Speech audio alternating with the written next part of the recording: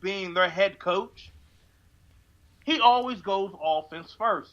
You look at his track record in his first 2 years coaching, he's always went offense first. And with the situation that the Colts are in right now, with them needing a running back, they can get a guy like Darius Geis. I don't really believe Cleveland's going to grab Saquon Barkley in the first round. Okay. I don't believe they're going to grab Minka Well, you know what? Let's switch that around. I feel that Saquon Barkley will go probably the fourth pick or maybe the second pick. Benjamin Albright. I don't see him being that first pick. No, he's definitely won't be first overall, I don't think. But he might go number 4. Might not.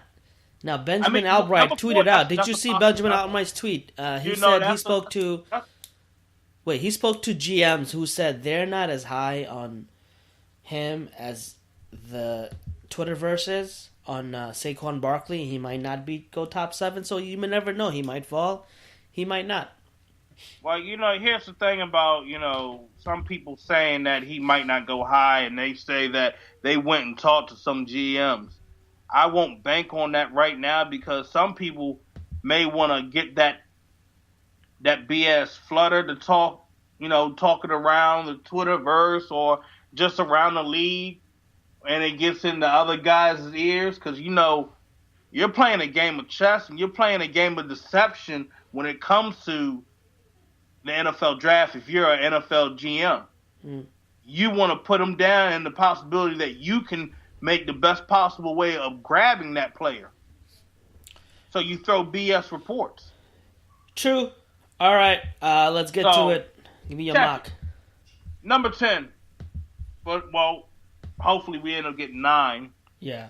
So our first round pick will be Roquan Smith. Like I said, Roquan Smith has the abilities of playing inside and outside. With his speed, he can drop back into coverage. He can cover the flats. He can stay with running backs from east, west, north, and south. I love it.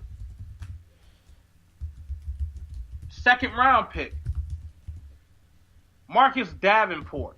Marcus Davenport has at UTSA. He showed off at his school. He was a former basketball player. That's an Obi Melifonwu pick. Kind of, sort of. We go back and look. I'm not saying it's a bad thing. I'm just saying it's a height, weight, speed type of guy pick. Yeah, and if you look at what Paul Gunther, he comes from that Mike Zimmer tree. You look at what he was around with Michael Johnson. Michael Johnson had about the same frame, defensive end from the Bengals. Right. And that man was a sack. He was creating sacks. He played inside too. Yeah. And I looked at the Senior Bowl. Davenport shined. I mean, he started off the practice rough, but he got better. Wasn't good, and then the last 2 practices they were stellar, and then he showed off and played his butt off. Who also did that was Ziggy Ansah.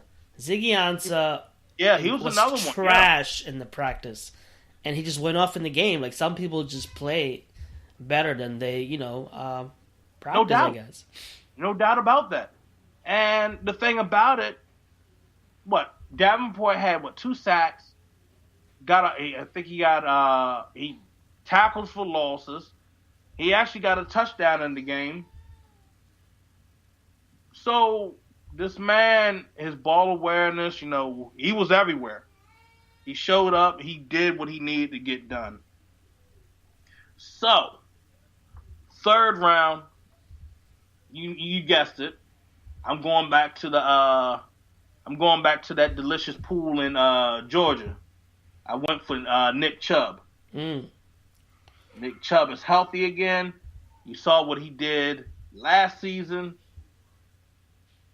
It's going to transition over behind a top tier offensive line that we have in Oakland. So look for that to transition to the NFL side of the ball with the yards that he put up. fourth round, we're going to need a receiver. So, there's talks that Michael Crabtree is going to be gone. And that's a lot of money. We save about $7.5 million. I mean, I'm gonna say about nearly about $8 million. We save about nearly $8 million letting go of Michael Crabtree. Things didn't end up too well with him with the way the season went, and left a bad taste in his mouth. I think the new coaching staff, it's not the same coaching staff. I want him back. I want him back too. Only reason I want him back is it's also you can't replace that production for that same price. Because you know how much Jarvis Landry wants? He wants $15 million. I mean, you can grab Landry, and like I said, our guys were doing some recruiting at the Pro Bowl last week,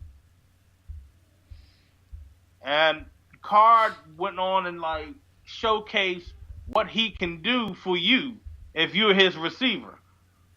Yeah, I still think. Right there, fourth round, and I'm gonna tell you another thing. I don't feel fully 100% comfortable with Seth Roberts, so I went to Colorado State and drafted Michael Gallup. Okay. Let me tell you something about this boy right here. This boy can get the separation you need from your receiver. Have a quarterback that can throw to him. I don't know, Derek Carr, yes. And a receiver that can break off of guys that try to lock him up going man-to-man at the line, and he can break off of cover two coverage. Yeah. We'll get to this later also, but on John Gruden's offense, you want a big receiver with long arms because the West Coast offense, the routes aren't, are quick routes. They're thrown into tight coverage. So you need somebody who has a big area that he can cover with his arms and grab the ball. Well, the thing about it, and this is the thing. That's why I said go with Michael Gallup. Mm-hmm. Michael Gallup, this man, look, and some of those routes when you're doing at West Coast, it's going to come towards the sideline. Yes. Let me tell you something. This man can snatch a ball, bring it right on in, and we're not going to have no drop. I mean, he had a little shaky Senior Bowl game, but the man, in my opinion, is still clutch. Fifth round, until we find out where we are in the compensation picks, we got our 6th round picks, a hell of a lot of them. We find out that in the owners meeting in March or something, right? March we'll find out what we have. Got it. So 6th round, I take Tony Brown from Alabama. Now, granted, we have this guy. He has the speed. He has the cover skills. He can go man. He can go zone. And his defensive back coach, Derek Ainsley, is now our DB coach. So he already knows what Ainsley wants. He knows what is expected out of him. Go with someone that's familiar with what he needs to do. So I feel that's a good move. We can move him inside. He can also play outside. So 6th round again, I go George Sinat, offensive tackle from Wagner. Kid can play left side. He can play right side. Mainly, he's a right side tackle.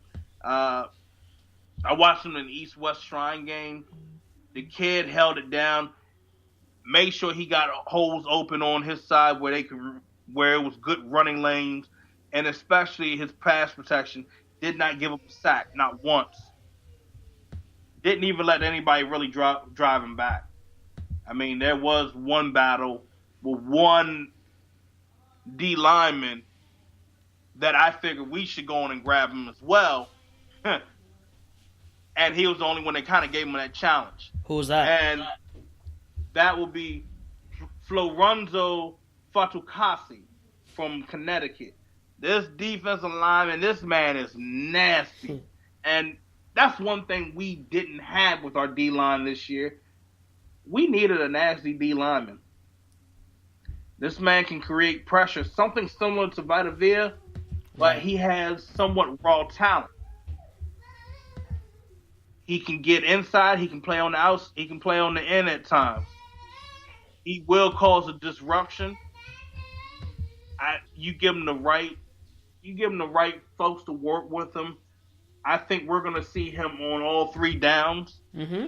But I think when it comes to like a third down, passing down, it could be 50-50 with him. But so far, so good. I mean, this guy has within him playing like interior wise, he's generated a handful of sacks in his collegiate career. Another 6th-round pick, I go back and I grab a cornerback. I go to Western Michigan. Darius Phillips. Here's the thing about Darius Phillips. Darius Phillips is a dual threat. What do you mean? Now, what's the first thing you think of a dual threat with a cornerback? He can run. He can tackle the running back. He can cover. Yeah, well, I mean, let me drop it. He plays the run well to me when I think of dual threat. He cover man to man. He can cover the flat. Let me enlighten you on dual threat. This man was their former receiver. This man can play receiver. Can he return? Oh, can he? He can return. He can do punt return, kickoff return, punt return, and play defensive back. With his receiving skills, he translated into it as being a defensive back. The kid's a ball hawk, basically. He can find the ball. Now, one thing you got to make sure you work on is keeping him at times for falling for that quarterback in the backfield. It's times he will look in the backfield, but he started backing away from that near the end of the season when I was looking at his film. The one thing, we got to give him a little bit physical when he's getting in on the on run stoppage. But he can tackle, but we need him to be a little bit physical and just jump in and just, hit somebody in the gut. Mm. Now, another D lineman I went and grabbed was Christian LeCouture Jr. out of LSU. Kid is 6'5", 292. He played DN. He played D tackle. When he played DN, he averaged what? He had about 6 sacks this past season at the end, and then the season before when he was playing D tackle, he had about 3 sacks. So when you got a versatile guy like him that can jump from DN to D tackle, that's somebody I would want to have with your defense, on that front line, same with your O-line. You want to be able to have depth right there where we're not running short and having to struggle to put somebody in that spot. But if this guy's at 6'5", putting him inside, I'm liking him like I like Danico Autry. Mm. That man's going to end up blocking some kicks for us on special teams. Now, here's two. JB, here's one that's probably going to throw you off. 6th round, I go Riley Ferguson, quarterback from Memphis. I like it. Every draft pick, you got to have a quarterback. I mean, and the thing about it, I saw what Riley Ferguson was doing for Memphis. The guy can run. The guy can pass. I mean, you got a mobile quarterback. I think the things about him, he's just got to make sure he's not looking down at just one receiver. But the thing about it, his weaknesses can be corrected. And that's my whole thing. If you got weaknesses that can be corrected, mm-hmm. I'm fine with that. I'm fine with picking up a player like that. And then last pick in the 7th round, I go Economius St. Brown. I know you've heard that name multiple times. You like that guy, huh? Draft. I have. Huh? You like that guy a lot, huh? I mean, I look at what he did with Deshaun Kaiser. the guy was putting up good numbers. And